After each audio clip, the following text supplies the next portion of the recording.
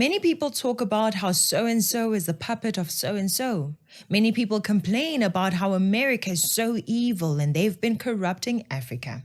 Once we start calling you an adult, there are certain things we expect you to not do anymore. We expect you to stop blaming other people for your failures. As Africans, we need to start thinking like adults. Instead of blaming the West for corrupting us, let's ask ourselves this question. Why are we so easily corruptible? Don't tell me nonsense about Americans will offer you money, because that has always been the issue with human beings. If they think they can bribe their way through a problem, many will choose to do it. The question is, will you accept the bribe and compromise your nation, or will you remain patriotic and refuse the bribe? No, let me explain this. When I told the American government, all right, we keep quiet, you take this man away, $100 million to the Singapore government for economic development. You know? No, listen to me. I didn't tell, I never spoke to the Americans direct because, they lack the finesse, and they may say yes, they give it to you. Why not? Why should the Singapore government just give to you, to me, which would have ruined me? But through an intermediary, they offered me and my party $10 million. I mean, the insult, I told them, keep it. Africa is not unique in being offered bribes. Telling me about how evil American leaders have been towards Africa does not excuse our African leaders. What the West and more recently China has managed to do in Africa exposes how our leaders lack the patriotism, morality, selflessness, and forward thinking we spoke about in our video about what are we fighting for. The fact that they keep on falling victim to the lies and the bribes of anyone trying to stop us from achieving our goals as Africa actually means that they are pathetic and useless. I know that we tend to lie to ourselves and make it seem like the world just wants to bribe and control African leaders and governments, but the fact is, what happens to Africa happens across the world. The CIA was involved in the governments of many countries falling apart. They did it in the nation of Iran, where they orchestrated a coup that overthrew Iran's democratically elected Prime Minister Mohammed in the year 1953. The objective being to protect British oil interests in Iran after its government refused to concede to Western oil demands. It was called Operation Ajax in America and Operation Boot in Britain. The next year, in 1954, Guatemala saw the CIA orchestrate a coup to oust their democratically elected president, who had begun land reforms that threatened the interests of the United Fruit Company, a U.S. corporation. And of course, they've done it in African nations like Congo and Libya. After the Democratic Republic of Congo gained independence in 1960, Patrice Lumumba, the first prime minister, was seen as a threat to both Belgium and the US due to his pro-Soviet leanings. The CIA supported efforts to remove Lumumba from power, leading to his eventual assassination. This led to decades of political instability, civil wars, and the rise of a dictator, Mobutu Sese Seko. Still in Africa, the CIA was involved in the broader context of the US and NATO-led intervention in Libya during the 2011 civil war, which eventually led to the fall of Muammar Gaddafi's regime. It contributed to the country's ongoing instability, with rival factions vying for control and the rise of militant groups. Today, the government of Libya announced the death of Muammar Gaddafi. This marks the end of a long and painful chapter for the people of Libya, who now have the opportunity to determine their own destiny in a new and democratic Libya. For 4 decades, the Gaddafi regime ruled the Libyan people with an iron fist. Basic human rights were denied, innocent civilians were detained, beaten, and killed, and Libya's wealth was squandered. The enormous potential of the Libyan people was held back, and terror was used as a political weapon. Today, we can definitively say that the Gaddafi regime has come to an end. The last major regime strongholds have fallen. The new government is consolidating the control over the country, and one of the world's longest-serving dictators is no more. 1 year ago, the notion of a free Libya seemed impossible. But then the Libyan people rose up and demanded their rights. And when Gaddafi and his forces started going city to city, town by town, to brutalize men, women, and children, the world refused to stand idly by.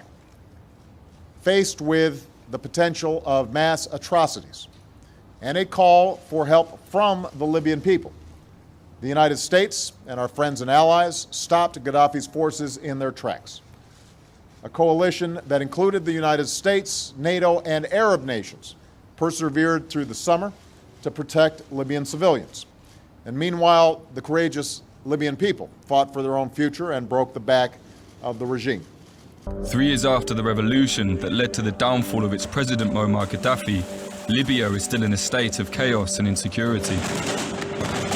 Militant groups who once fought to topple Gaddafi are now turning on each other in an attempt to seize power and oil wealth. On the 16th of May, General Khalifa Haftar, the former commander of Gaddafi's army, turned on the General National Congress and their rebel groups in both Tripoli and Benghazi, returning the country to the brink of civil war.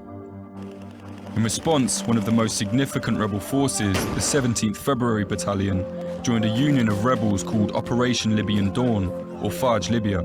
In all of these countries, the CIA was successful in its missions because they found a traitor willing to sell their nation and citizens at whatever price the CIA was willing to pay the traitor. The CIA also tried to do it in Singapore, but they did not find willing traitors but patriotic citizens. And we are not talking here just about the Prime Minister Lee Kuan Yew alone.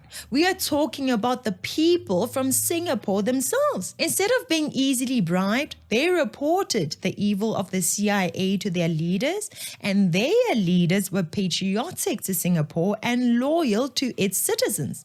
What stops our leaders and us as citizens of South Africa from handling bribes in a similar way? Why don't we expose the CIA or anyone that seeks to bribe African nations? Democratic White House contender Robert Kennedy Jr. blaming the CIA for assassinating his uncle, former President John F. Kennedy, back on November 22nd, 1963. There's a 60-year cover-up. The Warren Commission was run by Alan Dulles, who was the head of the CIA, who my uncle fired. Congress found that, it was a plot. It was a conspiracy. There were multiple people involved. RFK Jr. adding there is overwhelming evidence that the CIA was involved in his murder. I think it's beyond a reasonable doubt at this point. The CIA, of course, calls claims the agency was involved in the assassination of JFK a lie. Now, Kennedy is citing James Douglas's book, JFK and the Unspeakable, as having the most evidence. Tonight, RFK Jr. calling on President Biden to release all the documents about his uncle's death and follow through with the 1992 Assassination Records Act Biden voted for. The newly formed CIA allocated $25 million for psychiatric experiments on human beings. It was the most secret program ever conducted by the CIA in the United States.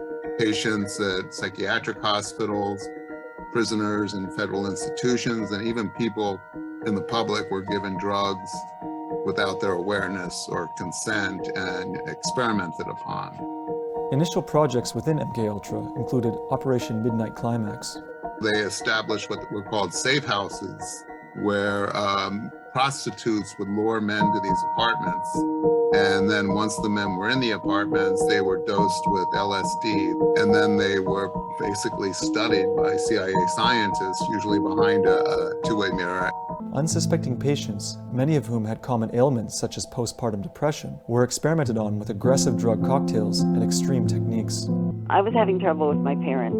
My father and my stepmother decided to put me in the Allen Memorial Institute. They had no idea what went on in there.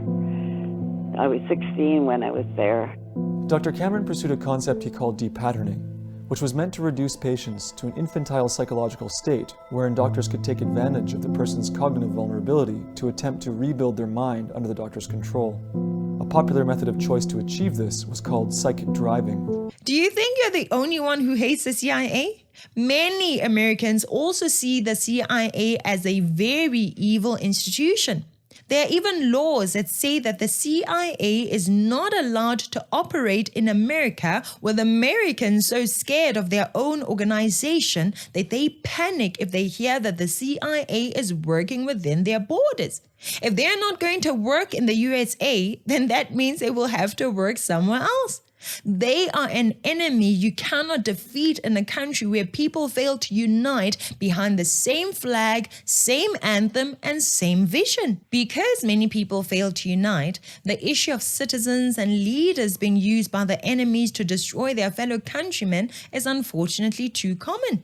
It happened in the countries I mentioned before, but it also happened right here in South Africa, with a man we know as Mangosuthu Buthelezi, along with his party, the IFP. When we look back at history, we have people who like to use that as a reason to blame white people again and again. No one wants to ask, why was Mangosuthu Buthelezi willing to work with far-right white racists to delete supporters of the ANC and members of the ANC? Why were the ANC trying to delete the IFP? Why was it so hard for them to work together against the racist apartheid government and against Eugene Terreblanche's far-right white group of the AWB? When it was time for peace, the IFP wanted to continue with violence, with the backing of the AWB, of course. Anga, 60 kilometers west of the Durban Metro, was one of the flashpoints of political violence in the 80s and the 90s. 2,000 people lost their lives in the area, no-go zones were established, and many families were displaced. The battle between the ANC and the Inkatha Freedom Party has torn communities apart. Richmond in KwaZulu-Natal is one of many regions that bears terrible scars of the continuing conflict. This week, IFP perpetrators and ANC families met face to face at an amnesty hearing in Pietermaritzburg. The outcome was a surprising one. An example, perhaps, for the rest of that embattled province. On June 23, 1991, Mduduzi Gumbi and Robert Vozuma were part of a group of heavily armed IFP supporters who attacked the pro-ANC village of Ndaleni. Both men are serving long sentences for murder and attempted murder. Their amnesty application was partly heard last year. This week, Gumbi and Zuma returned to hear one last witness. Judith Dlamini testified that camouflaged policemen drove through the village immediately after the attack, but did nothing to help the injured and dying. One of the most beautiful regions of our continent, KwaZulu-Natal. But why can't the killing stop? What is the root of the conflict? Is it ideological, political, historical, or cultural? Or is it mainly criminal violence? These are the questions South Africans have been asking for years now about the conflict between the Inkatha Freedom Party and the African National Congress in KwaZulu-Natal. More than 10,000 people have died in this war since the early 1980s. In 1986, 200 IFP members were taken to the Caprivi Strip in Namibia and trained by the South African Defence Force. The men were being trained to form the core of an armed wing for the IFP. When they came back to KwaZulu-Natal, they became involved in hit squads and massacres. Some of them have now started telling the truth about their role in the violence in KwaZulu-Natal. The training was not police training. It was a military training. Because if it was not a military training, there was no need for a political commissar, the police force, a commander in the police force. There was no need. Even the weapons which they were using there, it was purely military weapons. For instance, the mortar. Where can we use a mortar? RPGs, light machine guns, AK-47, hand grenades, land mines, anti-personnel mines, explosive, different TNT, plastic explosives. So I'm mentioning now weapons of war. They told me there was a great need that we should fight at all costs the ANC. and told me about Chief Mangosuthu Buthelezi as well, that he was not happy about the fact that he was losing his members because they were being killed by the ANC. And he said time had come when we have to face the ANC head on and fight it. We were trained and we knew that we were trained to kill only. There wasn't anything that we knew. Our enemy, the UDF, was operating in those areas we were working. Therefore, if you happen to meet a UDF member, you have to shoot. They even got training from the Apartheid government, and they were granted the ammunition for them to fight against the ANC under Operation Marion. In November 1993, the IFP signed a solidarity pact with the Afrikaner Weerstandsbeweging, commonly known as AWB. That is Eugene Terreblanche's movement. So the same Eugene Terreblanche that many hate so much was seen as a worthy ally by Mangosuthu Buthelezi. While many in the nation were fighting to be free from the oppression of the far-right government, we had IFP working with the same far-right oppressors. They were traitors. There was no common vision or common goal. In a country where everyone is patriotic towards the nation, where everyone is united for the sake of the country's vision, you will never see that kind of nonsense of the enemy managing to convince us to turn on each other and delete each other like flies. No way. You know, I'll tell you this. I've had only three experiences with the Americans. And they did not intend any harm in each one of them. But the tragedy was they did real harm. First, this is old stuff now.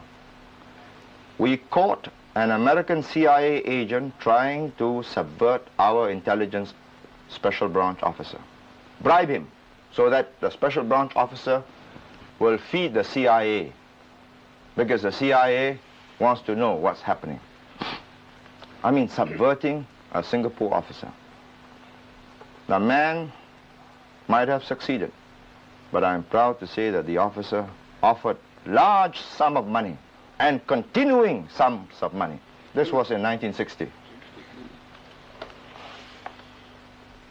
Refused and reported the matter to his chief, who reported it to me. Man was caught, locked up. And it was on razor's edge whether we charged him in open court or not. Why is it that we are always told about how the West has bribed African leaders, and that's why our African nations are in the state that they are in? Why don't we hear our own leaders coming out to tell us of how so-and-so tried to bribe them and they refused the bribes? They are bribed. They quietly accept the bribe at the expense of the nation and all its citizens, and then later on we are supposed to blame the enemy or the external nation for the suffering of our nation. Does that make sense? As we always say, a nation is like a family. Now, this is similar to a father who is approached by a child abuser to sell his children for a handsome fee. He agrees to sell the children, and when the children are suffering, he wants to blame the abuser. But Father, you agreed to work with the abuser for your benefit and to your children's detriment. We blame you because had you refused, your children would be safe, but you chose to get rich at the expense of your children. The fact that Eve was told to eat the forbidden fruit by the snake did not excuse Eve. The fact that Adam was told to eat the forbidden fruit by Eve did not excuse Adam. They were each held accountable for their actions, and our leaders too ought to be held accountable for what they have done to our nations. We simply see the political leaders as millionaires after they retire, whether it's the Mandelas, the Mbekis, the Zumas, or the Ramaphosas. We can all see that something simply went wrong somewhere. We see it, and sometimes we have evidence of it, while other times we have no evidence of the bribes. But we can see that no, man, something is not right. The point is, why are we so corruptible? Why can't we say no? No, I am an African. I will not do this nonsense. No, I am South African and I will call the police immediately. Instead, we have foreigners buying ID cards. We have Guptas treating our nation like their own cash cow and getting away with it. We have police disappearing dockets and selling guns to gangsters. How can we expect to achieve anything when we lack the real love for country and fellow citizens? Where is patriotism? I've never heard anyone champion patriotism for South Africa. It is not a thing. I've heard about securing the bag. I've heard about weekend lifestyles. I've heard of black this and white that, but I have not heard about real patriotism to the nation of South Africa. We need to start being patriotic, fellow South Africans. We need to unite behind the same flag, the same anthem, and the same vision.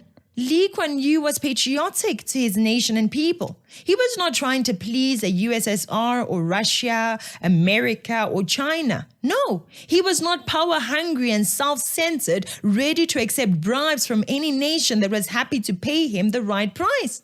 Tell me if you cannot see Jacob Zuma accepting some money and weapons in exchange for toppling the current government, even if it means starting a civil war as long as he becomes a president again.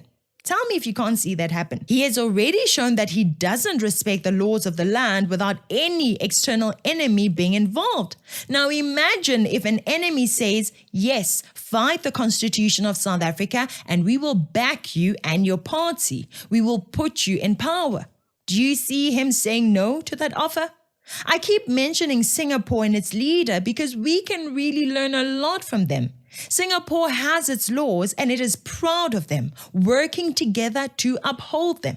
Take a look at this. When an American teenager, Michael Fay, was sentenced to jail and caning for vandalism. In March, news a Singapore court had sentenced an 18-year-old American to 6 strokes with a bamboo cane swept round the world. It's the first I've heard of it. I'll look into it. I was bent over halfway, and he's whipping it as he's going on each step. And you hear the whip? And yes, I can. Mm-hmm. And on the third step, he strikes, and he cuts open your buttocks.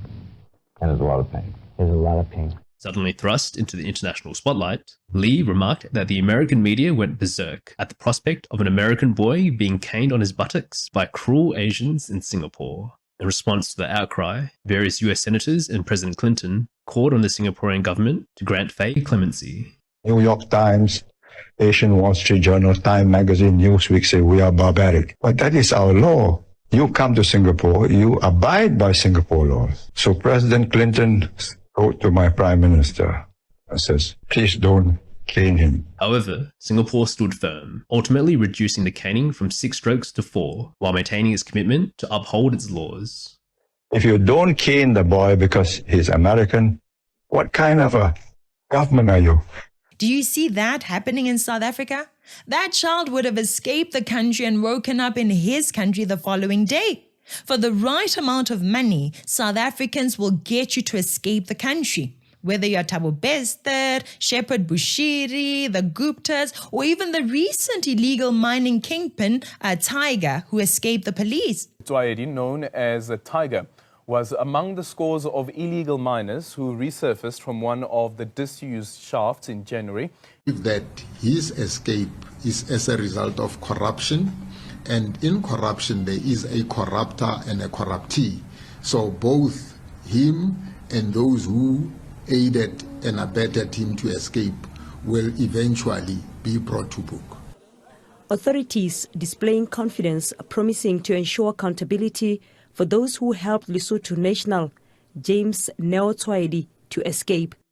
The man, also known as Tiger, is regarded as one of the ringleaders who ran the illegal mining operations underground. 4 police officers linked to the escape of alleged illegal mining kingpin James Tswayedi are back in the Stilfontein Magistrates Court today. The case was postponed last month after they were granted 1,000 rand bail each. Dockets disappear and there is nothing that the ANC comrades will do about it. They act surprised along with you. They will also act helpless along with you, as if they don't have the laws and law enforcement officials to do something about it. Set laws and uphold your laws in the face of any and all outcries. As long as the people support the laws and the laws are good for the law and order in your country, never fear to uphold the laws. Manje, here, someone buys you takeaway a few times and you are already seeing them as a friend when actually you are being used as a police officer. No respect for your job, no respect for the law, no respect for your nation. Listen to what this American staying in South Africa had to say about our police officers. Yo, as a black American living here in South Africa, having a home like this was just a dream in America, coming from me, St. Louis, Illinois. But I was able to retire medically, and now I'm here, what you call living a soft life. You understand? I'm walking through pillars and shit like I'm a Roman emperor. But yeah, for the amount that I'm paying here, it'll cost me like 3 times as much in the States. I get to walk the streets without being harassed in a white neighborhood because my police are black. And they just want a little bit of cold drink money. And they just want a little bit of cold drink money. What are we fighting for? Patriotism in all South Africans. Those in leadership roles, those in public service roles, those in the private sector. All South Africans. Patriotism in schools and in all service delivery institutions. Patriotism everywhere. It has to be enforced into the minds and hearts of the masses. It doesn't just appear. Instead, protest and entitlement is what the ANC has given our people. That is the one thing that many South Africans do passionately, and this needs to stop. Who will stand up to defend our borders? Who will stand up to end gangsterism in this country? Who will protect our children from the moral decay that has now entered their lives? Patriotic citizens and leaders who unite behind the same flag, the same anthem, and the same vision. If you agree, please do not vote for the ANC in 2026 and 2029. Share this video with other citizens to encourage them to also not vote for the ANC. If you haven't already, please subscribe to our YouTube channel, like this video, and support our work through one of the 3 methods listed in the description below. Thank you so much for watching. I'm Katlego. This is Citizen Concerned. And until next time, beware of the comrades.